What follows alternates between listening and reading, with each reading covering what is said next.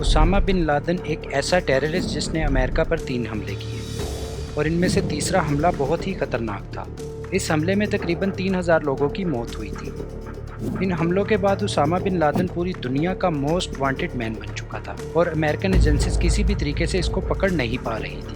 صورتحال اس وقت اور بھی گمبھیر ہو جاتی ہے جب یو ایس پریزیڈنٹ الیکشن سے ٹھیک 4 دن پہلے ٹی وی پر ایک نئی ویڈیو ٹیپ گردش کرنا شروع ہو جاتی ہے۔ اس ویڈیو میں اسامہ بن لادن کو کھلم کھلا 9/11 کے حملوں کی ذمہ داری کو قبول کرتے دیکھا جاتا ہے۔ اس ویڈیو میں نہ صرف وہ حملوں کی ذمہ داری کو قبول کرتا ہے بلکہ اس کی باڈی لینگویج یہ بھی بتاتی ہے کہ وہ اپنے آپ کو کہیں بہت ہی محفوظ محسوس کر رہا ہے۔ تو چلیے دیکھتے ہیں کہ آخر امریکن ایجنسیز کو اسامہ بن لادن کی لیڈ کیسے ملی اور ان لیڈز کو کیسے انہوں نے کنیکٹ کیا۔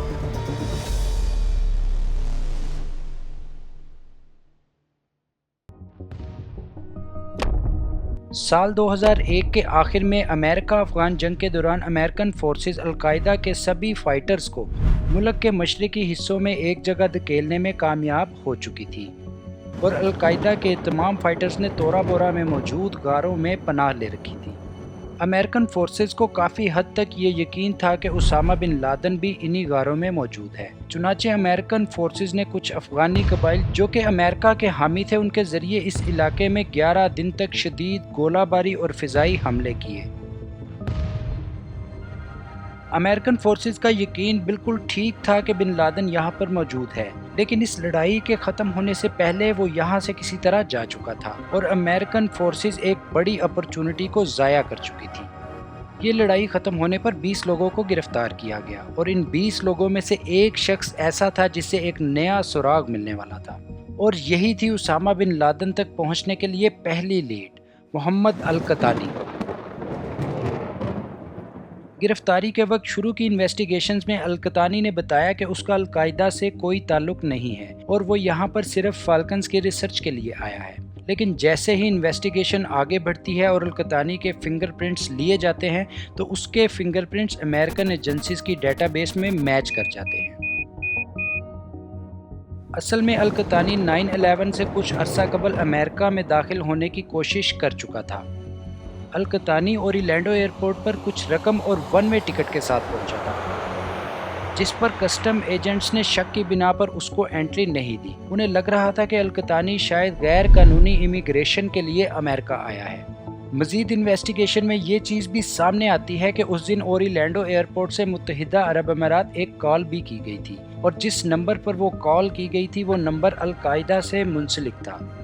القحطانی سے متعلق اکٹھی کی گئی معلومات نے انویسٹیگیٹرز کو متحرک کر دیا تھا۔ چنانچہ ایف بی آئی نے اس دن کی تمام CCTV فوٹیجز کو دیکھنا شروع کر دیا اور ان سبھی فوٹیجز کو دیکھتے ہوئے ایف بی آئی نے ایک کار کی شناخت کی جو کہ ایئرپورٹ کے قریب ایک پارکنگ میں موجود تھی اور یہ کار محمد عطا نے کرائے پر لے رکھی تھی۔ محمد عطا 9/11 کے آپریشن کا رنگ لیڈر تھا جس نے فلائٹ 93 کو ہائی جیک کر کے ورلڈ ٹریڈ سینٹر کے نارتھ ٹاور کو نشانہ بنایا تھا۔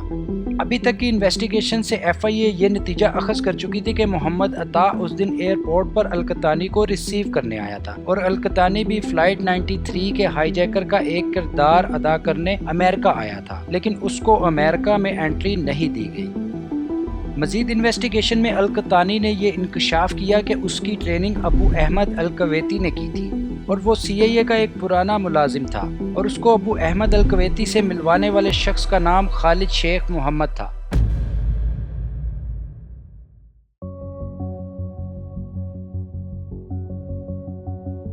اس انویسٹیگیشن سے جڑی اگلی لیڈ امریکن ایجنسیز کو پاکستانی ایجنسی ISI کی طرف سے ملی۔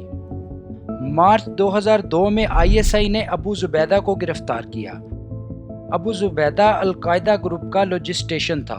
ابو زبیدہ سے کی گئی انویسٹیگیشن میں اس نے یہ بتایا کہ خالد شیخ محمد القاعدہ کا آپریشنل کمانڈر تھا اور خالد شیخ محمد کا امریکہ پر حملوں میں بڑا کردار ہے۔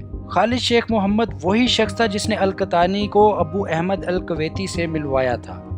اب تک کی گئی انویسٹیگیشنز میں آفیسرز یہاں تک تو سمجھ چکے تھے کہ القحطانی اور ابو زبیدہ دونوں القاعدہ میں نچلے رینک کے آپریٹیوز تھے اور خالد شیخ محمد کا رینک القاعدہ میں زیادہ اوپر تھا۔ اب CIA کی ساری نظریں خالد شیخ محمد پر تھی۔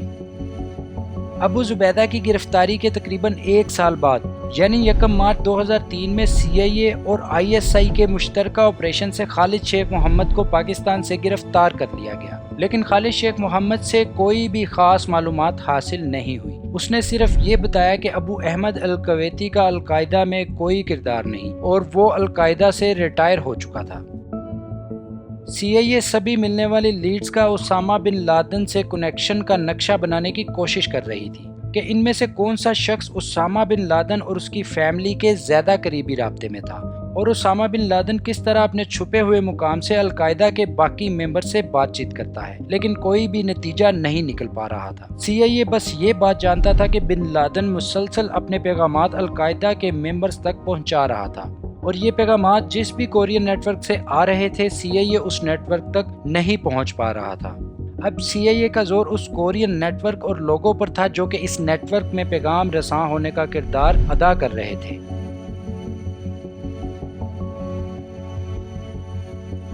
اس کورین نیٹ ورک سے جڑی اگلی لیڈ ایران میں موجود کردش سیکیورٹی کی طرف سے ملی۔ کردش سیکیورٹی نے جنوری 2004 میں حسن گل نامی شخص کو ایک خط کے ساتھ گرفتار کیا، اور وہ خط اسامہ بن لادن کے نام لکھا گیا تھا۔ حسن گل کو CIA کے حوالے کیا گیا، جہاں پر انویسٹیگیشن کے دوران اس نے یہ انکشاف کیا کہ اسے القاعدہ گروپ میں ابو الفراج لیبی نے متعارف کروایا تھا، اور ابو احمد الکویتی اسامہ بن لادن کا پرسنل میسنجر ہے۔ اس کے علاوہ ابو احمد الکویتی وہ شخص ہے جو خالد شیخ محمد اور ابو الفراج اللیبی دونوں کو جانتا ہے۔ حسن گل سے ملنے والی معلومات کے بعد ابو الفراج اللیبی کو مئی 2005 میں پاکستان سے گرفتار کر لیا گیا، لیکن جب ابو الفراج سے انویسٹیگیشن کی گئی تو اس کے مطابق ابو احمد الکویتی کا القاعدہ میں کوئی بڑا رول نہیں تھا۔ CIA کا سارا فوکس ابو احمد الکویتی کی طرف شفٹ ہو چکا تھا۔ ابو احمد الکویتی وہ شخص تھا جس کے متعلق متضاد معلومات مل رہی تھی۔ القطانی کے مطابق ابو احمد الکویتی نے اسے ٹریننگ دی تھی اور وہ CIA کا ایک پرانا ملازم تھا۔ ابو الفراج اور خالد شیخ محمد کے مطابق ابو احمد الکویتی القاعدہ سے ریٹائر ہو چکا تھا اور اس کا القاعدہ میں کوئی بڑا کردار نہیں تھا، اور حسن گل کے مطابق ابو احمد اسامہ بن لادن کا پرسنل کوریئر تھا۔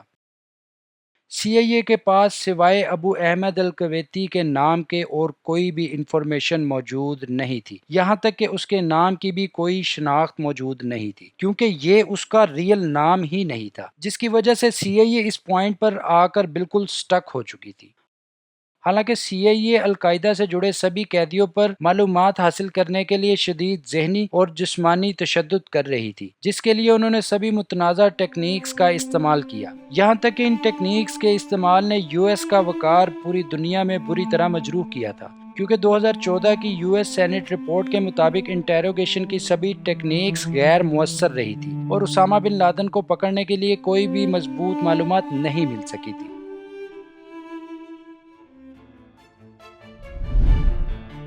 Another signs of peace and stability. Blockbuster Total Access, Netflix. Essentially, they work the same way. The latest cyber drug of choice is called Twitter. For a war that should have never been waged. Calling it iPhone. اس investigation سے جڑی اگلی information جو کہ CIA تلاش کر رہی تھی، وہ انفارمیشن انہیں ایک ان نون انٹیلیجنس سروس کے ذریعے موصول ہوتی ہے۔ وہ انفارمیشن تھی ابو احمد الکویتی کی اصل شناخت۔ اس انفارمیشن کے مطابق ابو احمد الکویتی کا اصل نام ابراہیم سعید احمد تھا، جو کہ ایک پاکستانی تھا، اور اس کی فیملی کویت موو کر چکی تھی۔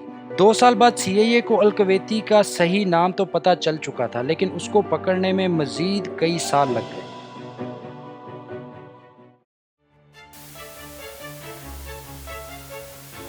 President-elect. Your victory.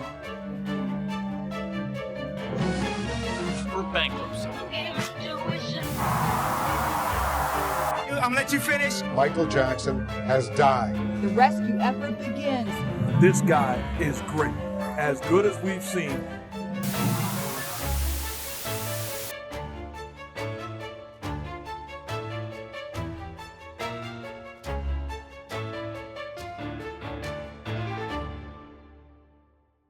جون 2010 میں الکویتی اپنے بھائی سے رابطہ کرنے کا طریقہ تبدیل کرتا ہے اور سیل فون کا استعمال کرتا ہے، جس کی بنا پر ان کی جیولوجیکل لوکیشن کا پتہ چل پاتا ہے۔ NSA الکویتی کے بھائی سے کنیکٹڈ سبھی نمبرز کی معلومات حاصل کرتا ہے جو کہ اس کو زیادہ تر تھرڈ ورلڈ کنٹریز اور مختلف نمبر سے موصول ہوتی تھی۔ اس کی کالز پر ہوئی سبھی کنورسیشن کو مانیٹر کرنے کے بعد وہ ایک ایسے شخص تک جا پہنچتے ہیں جو کہ الکویتی کی پروفائل سے میل کھاتا تھا۔ یہ شخص پاکستان کے کسی شمالی علاقے کی زبان میں بات کرتا تھا اور ایک کال کے دوران اپنے متعلق کوڈ ورڈ میں بتاتا ہے کہ وہ انہی لوگوں کے ساتھ ہے جن کے ساتھ وہ پہلے تھا۔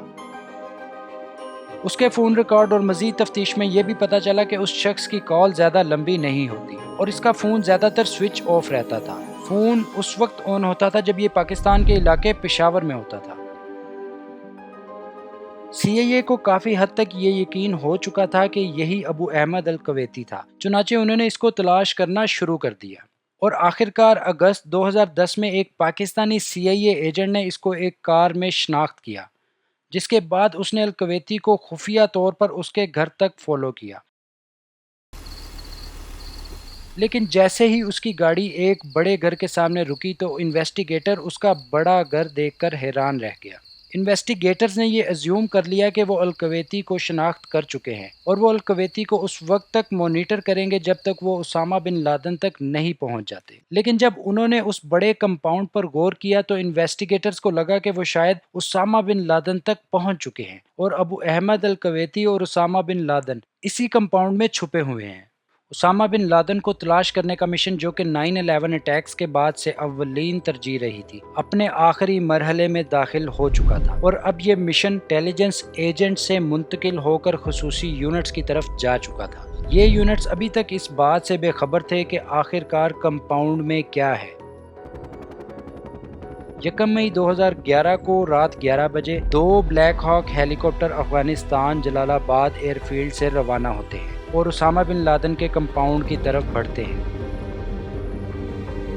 کمپاؤنڈ تک پہنچنے کے بعد آفیسرز کمپاؤنڈ میں اترتے ہیں اور یہ آپریشن 40 منٹ تک جاری رہتا ہے۔ اس آپریشن میں اسامہ بن لادن کے علاوہ 3 اور لوگ بھی مارے گئے، جس میں اسامہ بن لادن کا بیٹا اور بیوی بھی شامل۔ یہ مشن اس لیے بھی کمپلیکیٹڈ تھا کیونکہ امریکن گورنمنٹ نے پاکستان گورنمنٹ کو اس کی اطلاع نہیں دی تھی اور 2 مئی کو 9/11 کے بعد دنیا کا سب سے مطلوب شخص اپنے اختتام کو پہنچ چکا تھا۔ اگر ویڈیو آپ کو پسند آئی ہے تو لائک کر دیں اور چینل کو سبسکرائب ضرور کر دیں، کیونکہ آپ کے چینل سبسکرائب کرنے سے ہماری بہت حوصلہ افزائی ہوتی ہے۔